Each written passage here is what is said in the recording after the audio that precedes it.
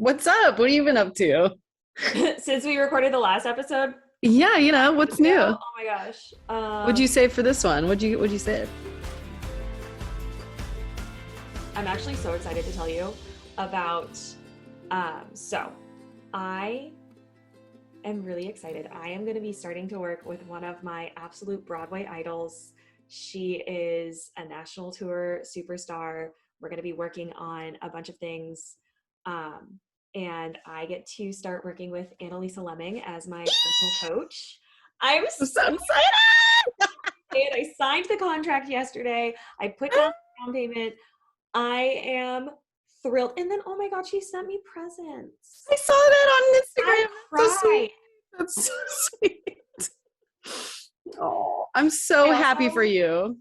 Thank you. I also realized that I don't think I've taken a picture of myself and posted it on my Instagram in a long time. Yeah, I can't remember the last time I did either.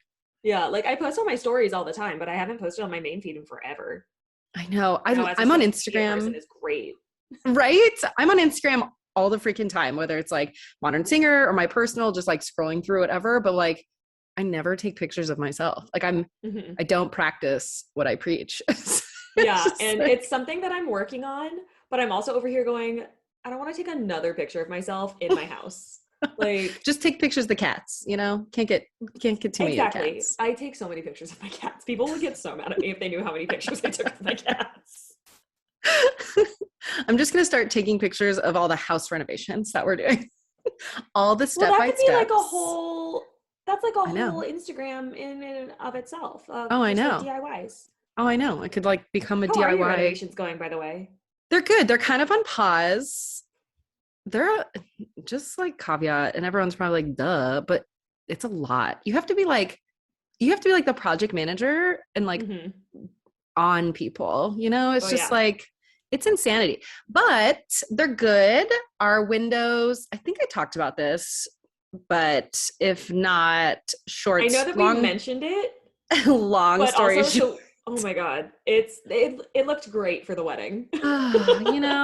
These don't look too closely. In November, we got brand new windows on the house, which was amazing. We live in Arizona. Everything is hot. We had crappy old aluminum single pane windows. So it was like major upgrade. But there are all sorts of issues with them. And so we got new windows. And at the beginning of April, they reinstalled our new windows. Oh my gosh, 10 million times better. But since we were waiting on the windows, we couldn't put in our new countertops. So our kitchen is like half ripped up.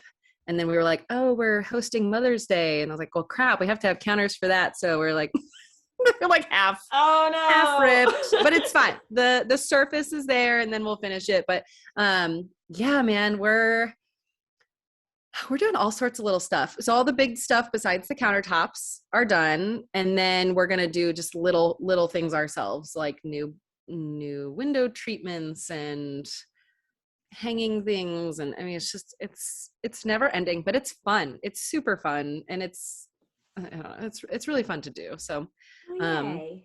yeah. So my Instagram may turn into just a fixer upper renovation thing for a while. So, stay tuned, stay tuned. Just a little HGTV on Yeah. IG. Yeah. Just like lower quality, just lower that bar. And that's probably Yeah. where mine will sit. But that front wall that we posted, it looks gorgeous in Thanks, person dude. too. I I love loved it. it. It's like one of my favorite things that we did. And I think we're going to get like a bench and just, I don't know. We're trying to be functional. Like, I don't Hmm. like to buy things and spend money and time if they don't also like have a purpose. And that's hard to find things that are not, an arm and a leg and functional or like have a purpose and in our style. So we're slow, Yeah, I slow mean, but it sure. helps that Alex like does some carpentry stuff so he can like Oh help yeah. build things to make sure Oh that yeah. they're like one of a kind Yeah. also, which is like super Oh yeah. snazzy. It is Um super but yeah. fancy. It's, custom made. Yeah, no, it is helpful. We're handy people. He knows we inherited a lot of tools too, so that helps.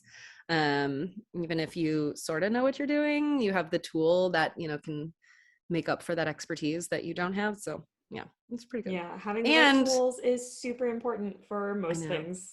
Oh yeah, no, for sure. And tools are expensive. They're I just know. Oh my there's gosh, they're and I'm wild. like, why would you buy them for like one product?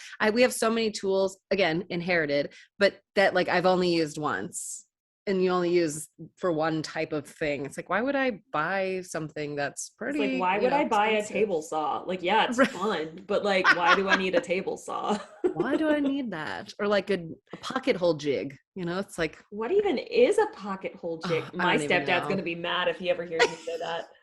All the He has builders. like an entire like storage shed of tools that he inherited. And he does like all of his carpentry stuff too.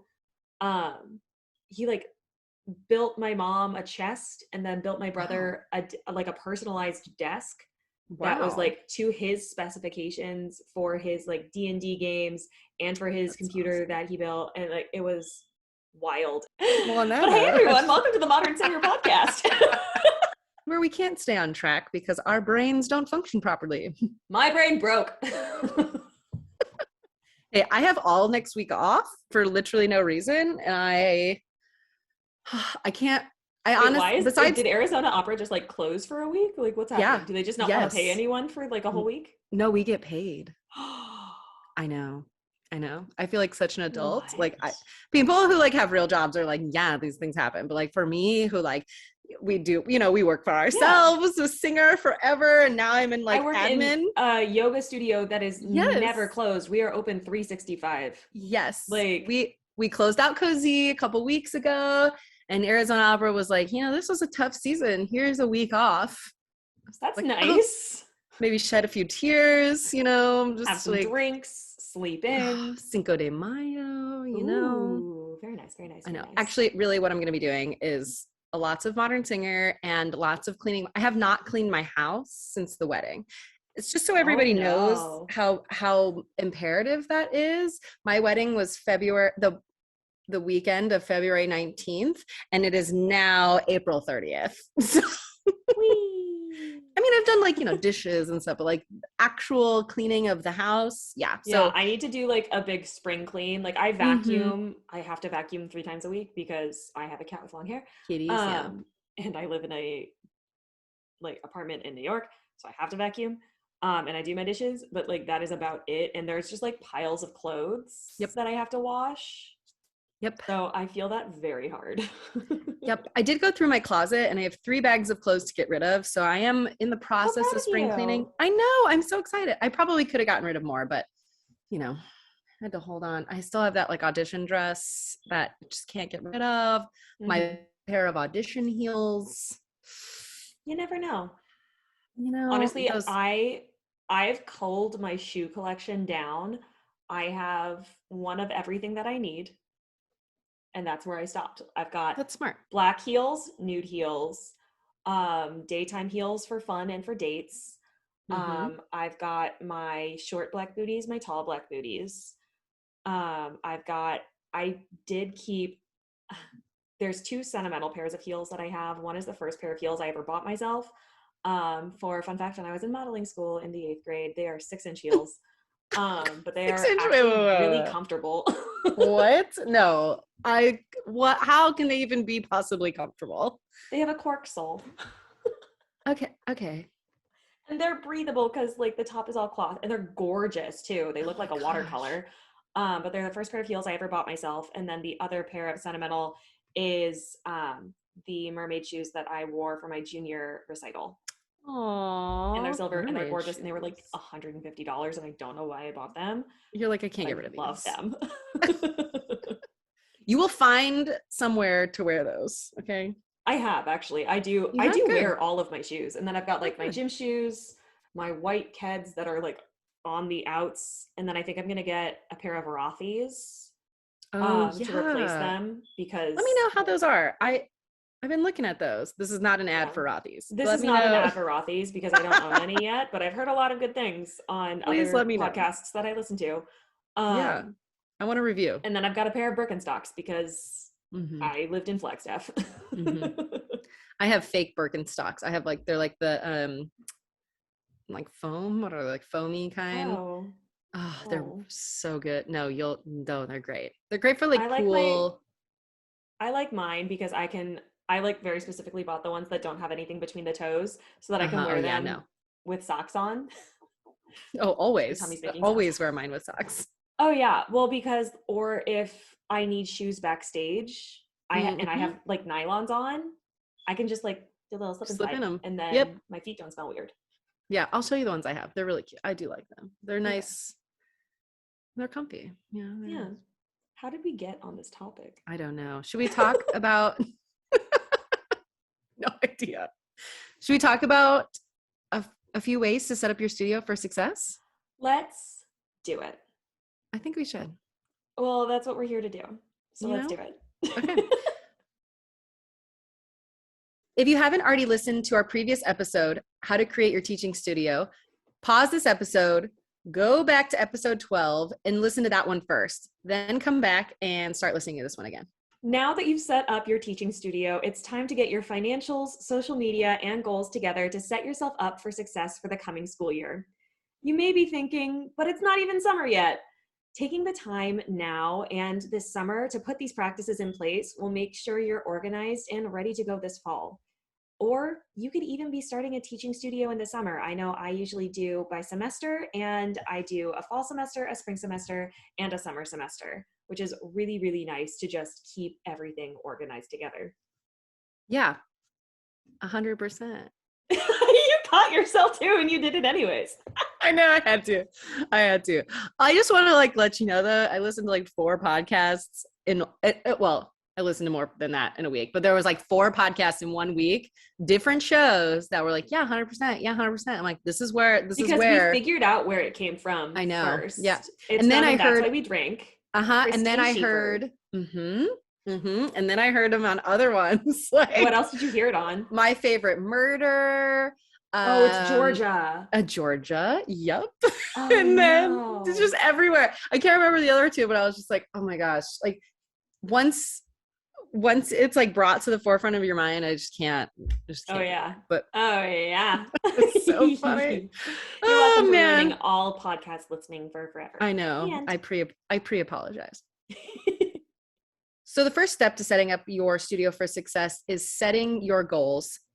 Definitely make sure you have a notebook or a notepad where you write out your goals, your personal goals. Is it maybe a goal to get new students, to market yourself better, just to even get started in your studio?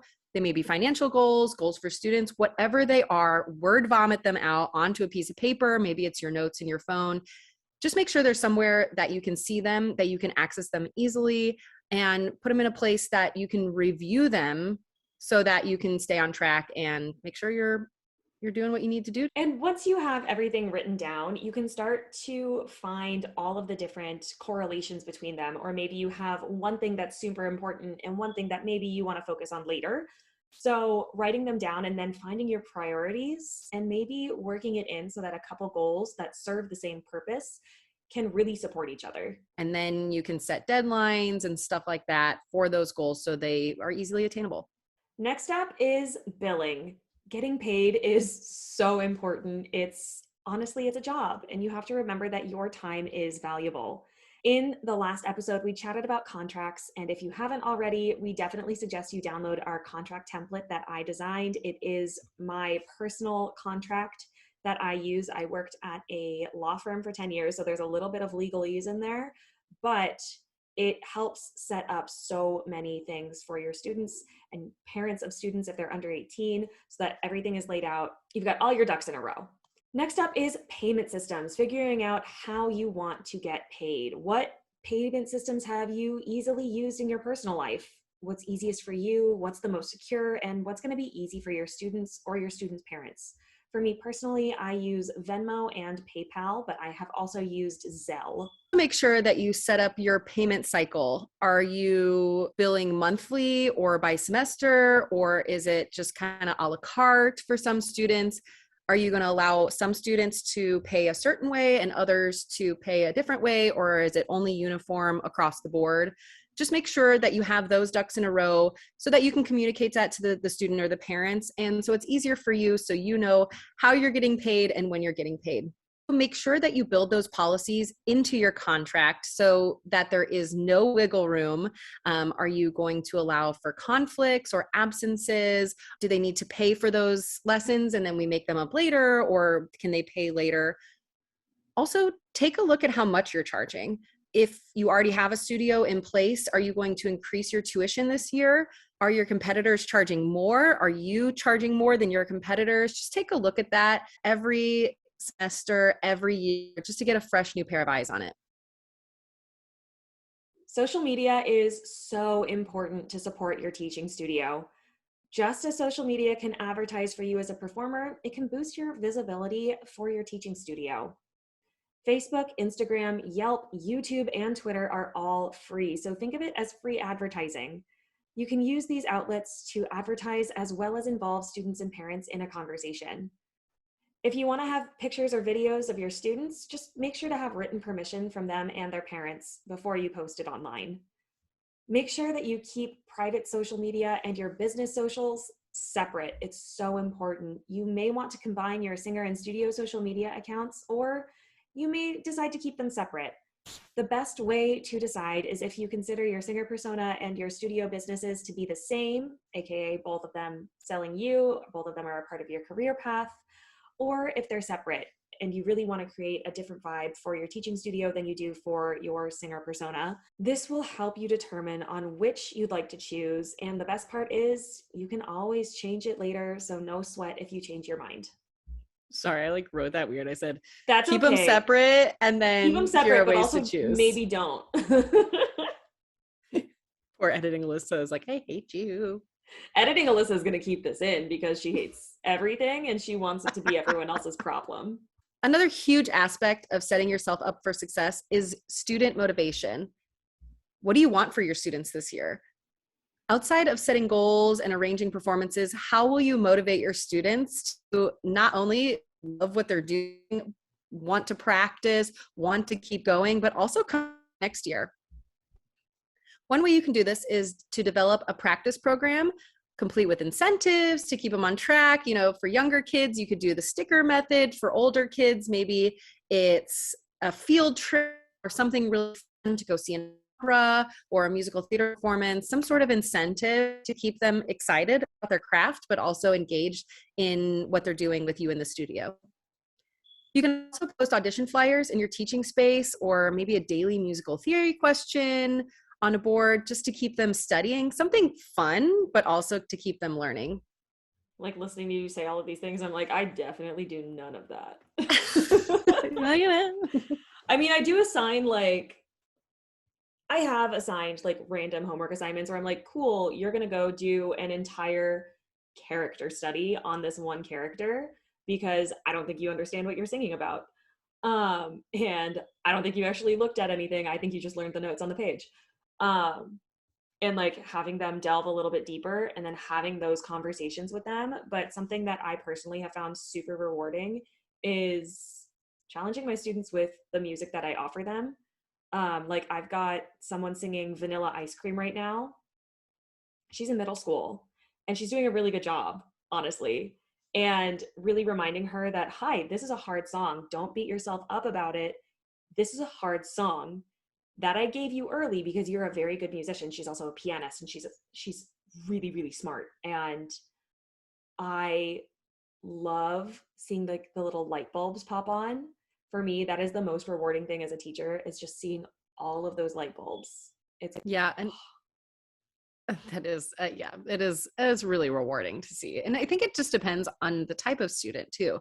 If you do need to challenge them in more of a character study, then find fun ways to incorporate that into what you're doing here in the studio, but also at home. Some people may not need that motivation. They are stoked to be here. They want to do this. And other, everywhere in between, but then other students, they may only be doing this because their parents want them, or they like one aspect of singing, but they don't like the other aspects of singing. So, I think it depends on the student. Also, how many you may not be able to tailor something fun and challenging for each student, but kind of depending on the type of singers you have, if they're really young, if they're older, if they're in school, just all things to take into mind when trying to motivate your students. Something else that I found really useful is giving them like a basic practice journal to work with. Honestly, I made a copy of one of our Modern Singer ones, and I just kind of developed it a little bit more to be more kid friendly because I do teach middle Yeah. schoolers. And I gave that to them and I went, cool, your homework this week is you have to fill out 3 of these by next lesson, but also know that it shouldn't take you more than 3 to 5 minutes to fill out this page. And you don't have to practice for more than 20 minutes if you don't have time. And like reminding them that 20 minutes is plenty. Lastly, just remember that you are your first priority. Planning and managing a studio can be overwhelming to say the least. Set a clear schedule for students at the beginning of the semester. For example, teach Monday through Thursday, and then sometimes your schedule can be changed based on your performing schedule, but whatever it may be, make sure to schedule in some time for yourself. I know that I am super guilty of it. Do not schedule all of your days every single week to be full. Give yourself a day off. You need it and you deserve it. Yeah, you don't want to burn out, because as singers we do have a lot of different facets of our life. Whether you work 5 jobs or you only work a couple, we're go. There's a lot of different things going on. You're in different shows, different students, and your brain has to pivot every single time that you change gears like that. So give yourself some grace, build in some personal time, some relaxing time, and just don't overcommit. I know we all are very capable of it, and we're all go, very, very good at juggling different things, but to avoid burnout, try to keep on that schedule. Something that I learned in grad school is having one full day off was such a necessary thing for me to have. And it's the day that I go grocery shopping and I clean my house and I sleep in, which is super important for me personally. I it's my day for me things, not my day for cool, I can do my stuff until X time when, oh, I've got to go on and I have to teach some voice lessons. And like sometimes I'll have like a one-off voice lesson on my day off where a student's like, hey, I have this project or I have an audition. Please, dear God, can I have a lesson on Saturday? And I'm like, yeah, fine, whatever. But for the most part, I try to keep them in the other 6 days of the week. By doing these few small things, you can be a better and more successful teacher, and your students will definitely thank you for it. This week, we challenge you to start writing out your goals for your studio and sit with them for a week or two. Periodically look at them over, make sure they really hit all of the areas that you want to progress this upcoming year, and just make sure that they're really detailed, really know what you're working towards. But most importantly, make sure they're tangible and they're realistic. Remember, you want to reach these goals, but also keep yourself mentally and physically well. So that we can all work together, we're going to post on our stories for you to share what goals you're working on in your teaching studio this year. Or if you don't have a teaching studio, maybe you just put your own goals up there. I can't wait to see all of them and watch y'all shine. Thank you so much for listening. Are you interested in growing your singing career, but not sure where to start? Sign up for our newsletter to gain access to all of our freebies. Ellen and I want to make sure that we can keep getting new information out to our singing community, but to do that, we need your help. If you want to help keep Modern Singer going, we would love the support. Even $1 will help. You can donate to us on PayPal and through the Drop a Tip link on all of our social media platforms. Are you looking for the resources we mentioned today? Everything is linked in the show notes below. And if you want to show off your singer pride, check out our merch at modern-singer.com. We'll see you next time. Bye. Well, if you haven't already listened to our previous, if you haven't already listened to our previous